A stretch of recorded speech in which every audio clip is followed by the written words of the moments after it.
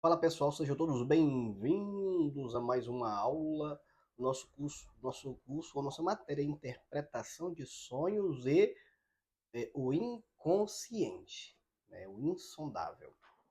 Então, vamos trabalhar por quê? Porque não tem como trabalhar sobre a interpretação de sonho, que é uma das obras mais extraordinárias de Sigmund Freud, o pai da psicanálise, que é médico e neurologista. Não tem como falar sobre interpretação de sonhos se a gente não falar sobre o inconsciente, né? E para falar sobre o inconsciente, eu escrevi um livro, um pequeno livro ou um livreto falando sobre o inconsciente, né? Exclusivamente sobre o inconsciente. E se você não tem sua apostila, né, que é o livro, e-book sobre o inconsciente, você pode estar pedindo à nossa equipe, tá bom? Até mesmo para mim mesmo, se você tem contato diretamente comigo, né, adquira, né, peça o seu e-book para a gente poder estar te dando para você acompanhar sobre, sobre o curso de interpretação de sonho e sobre entender também o inconsciente, tá bom? É, o inconsciente, inicialmente Freud desenvolveu duas tópicas para explicar o funcionamento das instâncias psíquicas. Ele desenvolveu a primeira e a segunda tópica do aparelho psíquico. Para falar do inconsciente, primeiramente, o Freud ele estabeleceu a estrutura do aparelho psíquico em três dinâmicas, né? Consciente, pré-consciente e inconsciente. Tá bom? Ele estabeleceu essa estrutura do aparelho psíquico.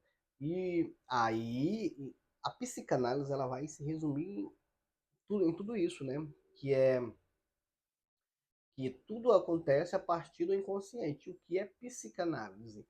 Psicanálise é nada mais, nada menos que um método de investigação do inconsciente.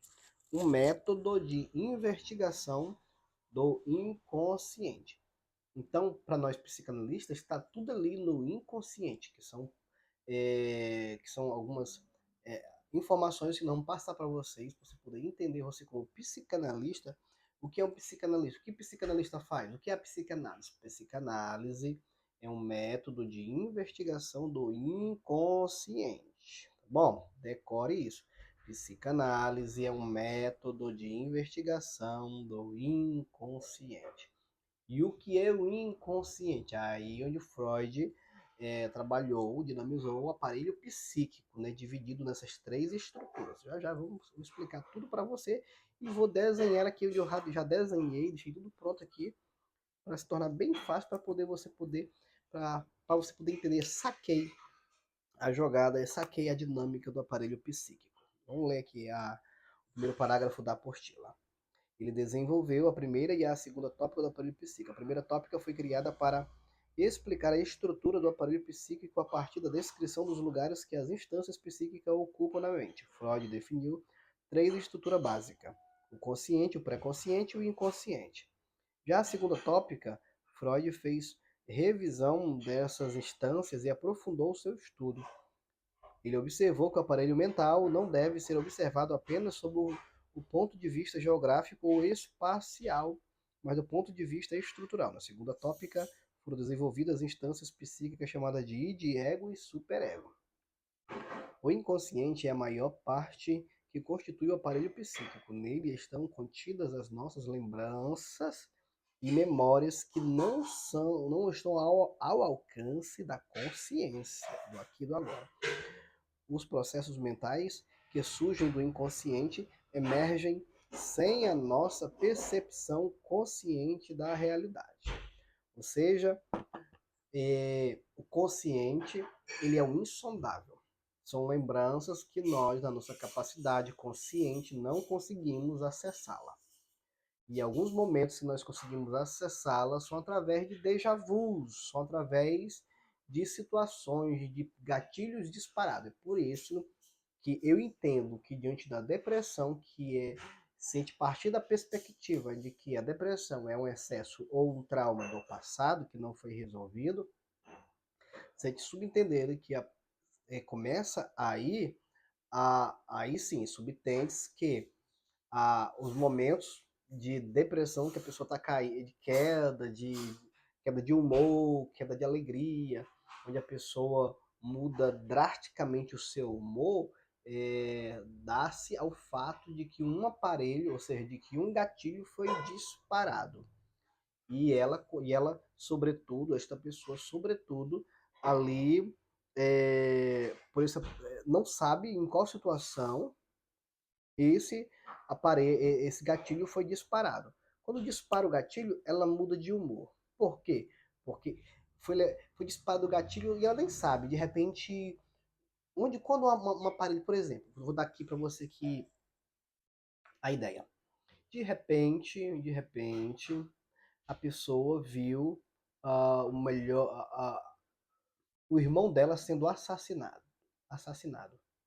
E no dia desse assassinato, estava tocando uma música muito linda e muito popular.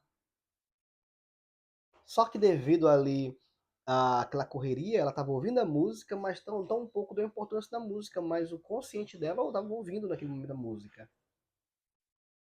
Que naquele trágico momento onde o irmão dela foi assassinado. 10 anos depois, talvez ela está numa praia, numa viagem, e ouve essa música já dispara o gatilho nela. E ela nem sabe porque a música talvez disparou o gatilho. E ela nem sabe porque a música trouxe isso, mas essa música não foi bom para ela. A música mexeu com a estrutura dela. E automaticamente ela vai voltar com a mesma sensação, com o mesmo sentimento, com a mesma dor, com a mesma angústia que ela esteve no dia lá do trauma. Naquele dia que ela sofreu aquele impacto, né? Então aquela música trouxe a mesma reação, o mesmo sentimento, a mesma amargura, a mesma aflição que ela trouxe naquele momento. Só que até então ela não sabe o que foi a música. Então a música disparou esse gatilho. Por outro lado também, não só a música, mas também pode ser uma palavra, uma frase, pode ser um ônibus. Aconteceu ali a tragédia, naquela tragédia o ônibus passou, e aquele ônibus buzinou para ela, que foi no que aconteceu no meio da rua, e ela louca. E agora toda vez que ela ouve a mesma buzina de um ônibus, uma buzina qualquer, o gatilho é disparado e faz ela lembrar, dispara o gatilho, faz ela lembrar daquele ocorrido. E aí leva ela a sentir os mesmos sintomas, a mesma aflição, a mesma angústia que ela sentiu naquela época passada. Então isso são é, gatilhos que são disparados, que faz ela ter pensamentos que ela teve no passado, que ela teve no dia daquela tragédia, no dia daquele perrengue. Então, isso, e por quê? Porque está no inconsciente. Vamos trabalhar, eu quero te mostrar daqui a pouco, mas antes de explicar mais sobre isso, essa dinâmica, né, quero continuar lendo aqui para você. Freud, o pai da psicanálise, criou diversas teorias que compõem a terapia da psicanálise. Dentre elas, há o conceito de inconsciente. Entender o que é inconsciente sempre foi um desafio na psicanálise. Cada autor, cada psicanalista contribuíram para essa questão com suas teorias e pensamentos. Nosso conhecimento sobre nossos métodos inconscientes é muito vago, apesar de ele ser capaz de influenciar em determinadas ações, pensamentos e outras atitudes. Tudo ou boa parte do que fica armazenado nessa parte a qual não temos acesso, que é o inconsciente, não temos acesso. Pode ser alcançado através da psicanálise e do estudo do mesmo. Entender o que acontece no inconsciente permite ao paciente tratar problemas, traumas, defesas que ele poderia nem mesmo possuir ou saber que aquilo que existe ou que ele tem problema. Às vezes ele nem sabe que tem aquele problema. E dentro da análise, dentro da terapia, vai acabar descobrindo que ele tem aquele problema. É, já quero já, eu não quero esticar porque nossas aulas são bem breves aqui, eu já quero ir para a próxima já, para poder encaixar cada dinâmica na sua aula ali, tá bom? Então já vem rapidamente, já clica na próxima aula aí e vem comigo.